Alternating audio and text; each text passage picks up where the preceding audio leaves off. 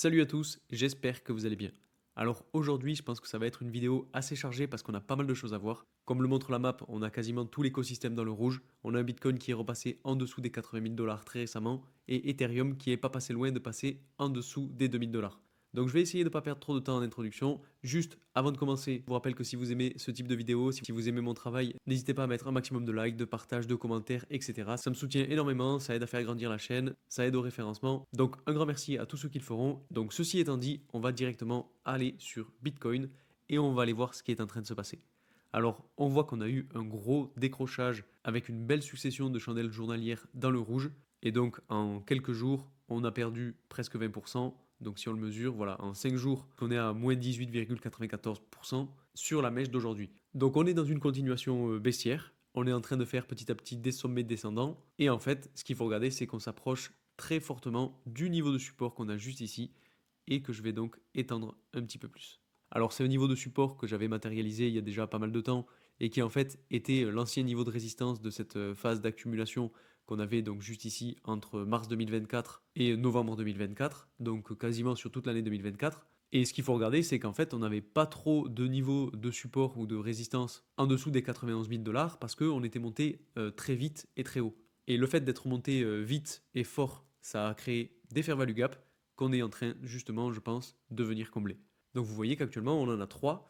Donc le premier qui a été comblé, qui a été travaillé, le second qu'on est venu toucher avec la mèche d'aujourd'hui, mais qui n'a pas forcément été travaillé, et le troisième qui se situe sur le niveau de support autour de 72 000 dollars.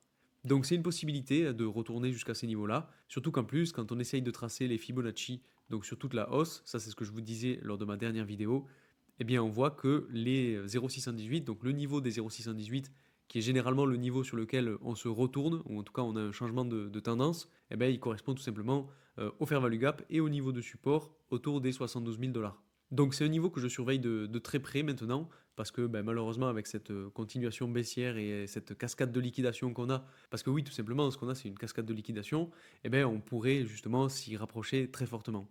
Donc, à mon avis, comme je vous le disais précédemment, je pense qu'on est vraiment, vraiment pas loin d'avoir un retournement de tendance parce que tout simplement, ben, on a un RSI qui est très, très, très, très bas. Donc, ça montre bien que, ben, au bout d'un moment, on va réussir à repartir. Alors, je dis pas que ça va être demain, mais je dis juste que dans tous les cas, quand on a un RSI qui est très bas comme celui-ci, ben en fait, du jour au lendemain, on peut avoir un retournement de tendance. Et je pense que la mèche d'aujourd'hui, en fait, est venue chercher assez bas parce que on avait eu une incertitude autour des données du PCE. Et justement, ces données-là, on les a eues.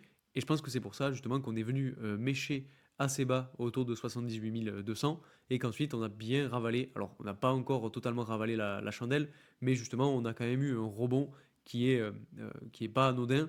Et si on se met sur des chandelles de 4 heures pour essayer d'aller voir ce rebond, voilà, bon, on est toujours sur une tendance baissière, hein, ça c'est sûr, c'est indéniable, mais on a quand même eu un petit rebond. Alors, je pense que ça se pourrait tout simplement qu'on continue la tendance baissière, qu'on retourne chercher ce niveau de support parce qu'on n'en est vraiment pas loin, pour ensuite petit à petit bah, poser un bottom, faire pourquoi pas une dernière mèche en dessous du niveau de support pour venir tout simplement liquider tout le monde et ensuite bah, repartir petit à petit et combler tous les fair value gap qu'on aura laissé au-dessus. Parce que justement, si on retourne sur des chandelles journalières, vous allez voir qu'on a quand même laissé des fair value gap au-dessus de nous. Voilà, on en a un ici, un ici. Donc ça nous ferait tout simplement retourner dans le range latéral qu'on avait depuis fin novembre 2024. Et je pense que le jour où on va avoir un rebond, ça risque d'être très violent parce qu'en fait justement on est en train de laisser pas mal de monde au-dessus. Alors justement par rapport à ces données du PCE, on va aller les voir tout de suite et après on parlera de l'inflation. Parce que ce qu'il faut savoir, c'est que en gros, on avait donc un indice des prix à la consommation des ménages de 0,2 précédemment et que les prévisions étaient de 0,3.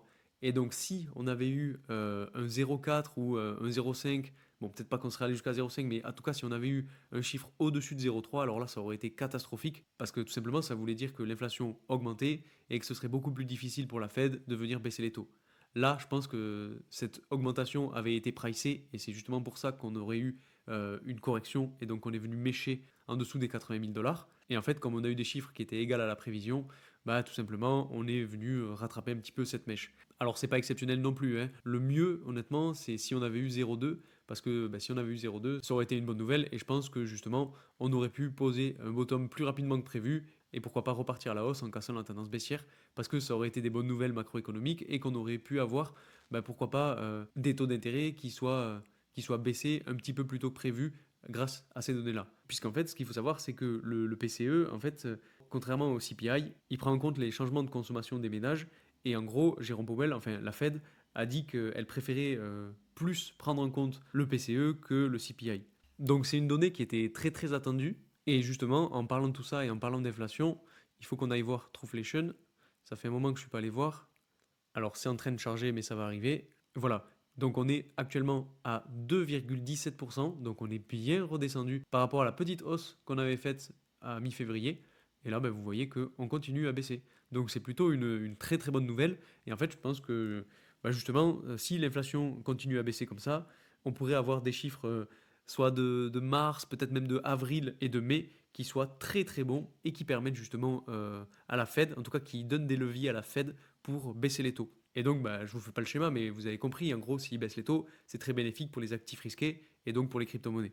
Donc, comme je vous l'ai déjà dit, on s'approche potentiellement d'un dénouement autour de l'été 2025. Donc, bien entendu, il va falloir être patient. Je sais que ça fait mal. Je sais que beaucoup de portefeuilles sont dans le rouge. Les plus anciens, peut-être pas, parce que ça fait longtemps que vous êtes sur le marché et vous avez acheté bien plus bas.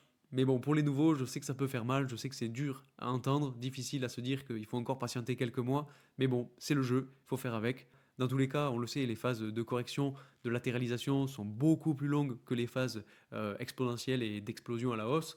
Et c'est ce qui en fait la beauté du marché, puisque en fait, c'est que les plus forts, que les plus solides, que ceux qui croient réellement, qui restent sur ce marché, qui investissent réellement et qui investissent pas forcément que de l'argent, hein, qui investissent aussi du temps et qui permettent à cet écosystème de grandir.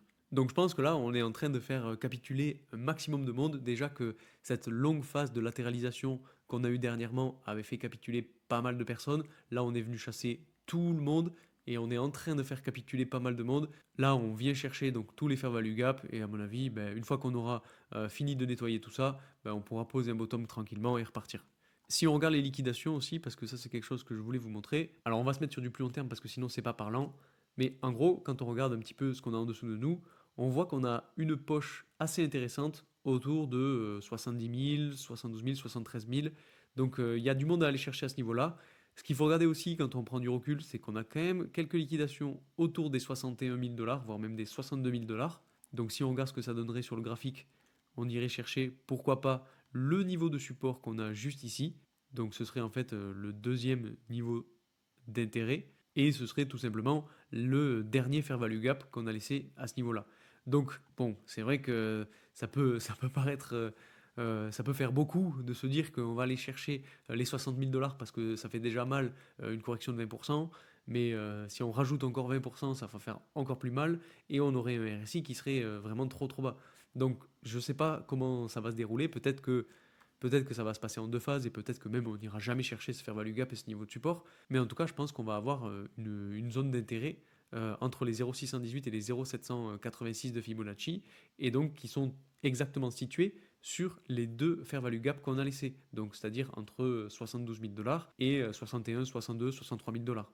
Et comme je vous le disais tout à l'heure, hein, si le prix vient se reposer petit à petit sur le niveau de support des 72 000 dollars, j'exclus pas le fait qu'on ait une dernière mèche qui aille, bon, je ne sais pas si elle ira chercher aussi bas, mais en tout cas qui aille en dessous des niveaux de support pour sortir toutes les personnes qui seront positionnées en levier sur ce niveau de support en se disant que ça y est, on est en train de poser un bottom et ça va repartir. Parce que généralement, c'est ce qu'on fait. On aurait donc une petite phase d'accumulation, une manipulation et une expansion. Enfin bref, dans tous les cas, il n'y a vraiment pas forcément de signe actuellement qui montrerait qu'on aurait un potentiel retournement. Là, on a une tendance qui est baissière, on a des sommets qui sont de plus en plus bas, mais à mon avis, on est quand même pas loin d'avoir un dénouement des choses. Et c'est aussi pour ça que je vous ai dit sur Telegram que je me suis repositionné sur quelques altcoins. Donc je vous les ai partagés sur Telegram. Donc si ça vous intéresse, n'hésitez pas à m'y rejoindre d'ailleurs. Donc le lien est en description pour ceux qui veulent. Et autre chose dont je voulais vous parler, c'est le Fear and Greed Index. Parce que le Fear and Greed Index, c'est très important. Là, on est arrivé très très bas. On est à 16 sur le Fear and Greed Index. Donc on est dans l'extrême fear. Et en fait, c'est tout à fait normal puisque on a une grosse phase de correction, un gros enchaînement de chandelles rouges. Donc ça fait peur à tout le monde. Ça fait peur surtout à tous les nouveaux qui sont rentrés, je vous le disais, sur cette phase d'accumulation et qui attendaient simplement le rebond comme on avait fait ici. Et là, en fait, on est en train de venir les piéger et de sortir tous les plus faibles du marché. Donc on est peut-être là aussi sur, comme je vous le disais, une phase de accumulation, manipulation et potentiellement extension ensuite. Donc à plus grande échelle, on pourrait avoir la même chose que ce que je vous ai dit tout à l'heure, c'est-à-dire on vient corriger, on latéralise un petit peu, on manipule et on s'étend. Ensuite, rapidement, si on regarde ce qui se passe sur le Nasdaq, ben là, on voit tout simplement qu'on est en train de batailler avec les niveaux de support qu'on a juste ici. On a quand même laissé un fair value gap juste ici, donc peut-être qu'on ira le combler avec une mèche, peut-être qu'on viendra le travailler honnêtement, je sais pas, mais en tout cas, ça m'étonnerait pas qu'en fait, on vienne chercher le plus bas du 13 janvier pour ensuite, pourquoi pas, poser un bottom et repartir. Dans tous les cas, là aussi, on est très bas sur le RSI, on est à peu près au même niveau que, alors la dernière fois c'était voilà, le 7 août 2024, et vous voyez, ensuite on a eu une explosion à la hausse. Donc ce type de correction c'est tout à fait normal, mais bon, je pense quand même qu'on peut aller chercher un petit peu plus bas pour aller chercher justement le plus bas du 13 janvier, et pourquoi pas même le plus bas du 18 novembre. Ça nous permettrait d'aller combler le gap, d'avoir un RSI dans des zones de survente, et ensuite de pouvoir repartir tranquillement. Donc évidemment, si on a un Nasdaq qui continue de corriger, on aura sans doute un Bitcoin qui va continuer de corriger lui aussi pour aller chercher le support. Ensuite, si on regarde ce qui se passe sur Ethereum, là pour le coup, sur Ethereum, ce qui est très très intéressant, c'est qu'avec la mèche d'aujourd'hui, déjà d'un, on allait chercher le plus bas du 3 février. Et donc, comme je vous le disais ces derniers jours, on est venu travailler la mèche du 3 février. Donc là, pour le coup, c'est pas trop mal. On a eu ce qu'on attendait. On est allé chercher en dessous du niveau de support et en fait, tout simplement en dessous même du plus bas de 2024. Donc c'est une très bonne chose. Et si on regarde le RSI, on voit qu'on a un RSI dans des zones de survente. Donc à mon avis, Ethereum risque de rebondir plus vite que Bitcoin. Enfin, c'est ma théorie et je pense qu'on pourrait trouver un bottom dans pas si longtemps que ça. Alors, je n'exclus pas non plus là le fait qu'on fasse une dernière mèche pour continuer de liquider tout le monde, et surtout que si on a un Bitcoin qui corrige, alors ça pourrait entraîner Ethereum. Mais bon, je pense qu'on est vraiment pas loin. En tout cas, techniquement, on est pas mal puisqu'on est sur le niveau de support, on est allé chercher le plus bas de 2024, et en plus de ça, on est sur la tendance haussière long terme.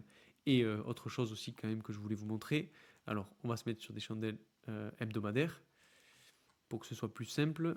Je vais supprimer ça et on va enlever les fair value gap. Voilà, donc j'ai fait un peu de ménage et maintenant en fait je voulais vous tracer les Fibonacci sur toute la hausse depuis mi-juin 2022 jusqu'au sommet, et vous voyez, comme par hasard, on retourne chercher avec la mèche d'aujourd'hui les 0,618 de Fibonacci.